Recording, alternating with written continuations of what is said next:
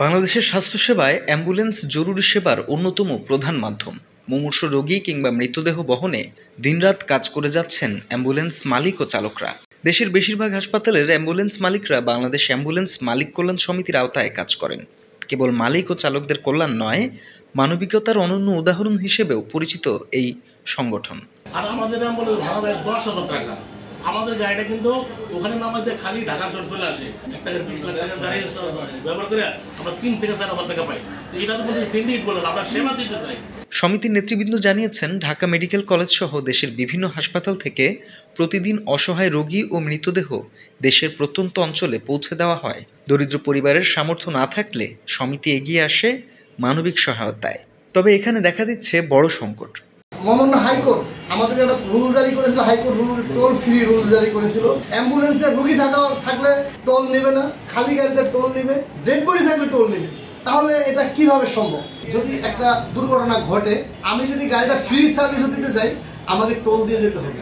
যোগাযোগ মন্ত্রণালয়, সেতু মন্ত্রণালয়, আমি তাদের দৃষ্টি আকর্ষণ করব।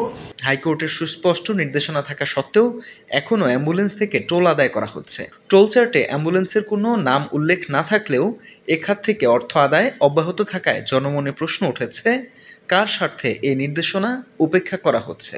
অ্যাম্বুলেন্স মালিক সমিতির অভিযোগ, যদি টোল ফ্রি সুবিধা কার্যকর করা হতো তাহলে 10,000 টাকার পরিবর্তে 5 থেকে 6,000 টাকার মধ্যেই রোগী পরিবহন সম্ভব হতো। এতে স্বজনদের আর্থিক চাপ কমত এবং সাধারণ মানুষ উপকৃত হতো। যদিও সমিতির একটি অংশকে সিন্ডিকেট আখ্যা দেওয়া হচ্ছে, নেতারা স্পষ্ট করেছেন অ্যাম্বুলেন্স একটি সেবামূলক খাত। কেউ অনৈতিক কর্মকাণ্ডে জড়িত থাকলে তার বিরুদ্ধে কঠোর ব্যবস্থা নেওয়া হবে। হাসপাতাল সংলগ্ন আরেকটি বড় সমস্যা হলো অটোরিকশার জট, যা রোগী পরিবহনে দেরি তৈরি করছে। ট্রাফিক পুলিশের সাম্প্রতিক উদ্যোগে কিছুটা শৃঙ্খলা ফিরলেও সমস্যা পুরোপুরি কাটেনি।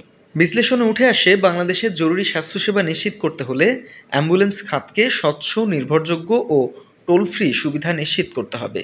হাইকোর্টের নির্দেশনা উপেক্ষা করে টোল আদায় শুধু ব্যয় বাড়াচ্ছে না, বরং মানবিক সেবাকে কলঙ্কিত করছে। তথ্যচিত্রে শহীদুল ইসলাম খোকন, মাতৃভূমির খবর।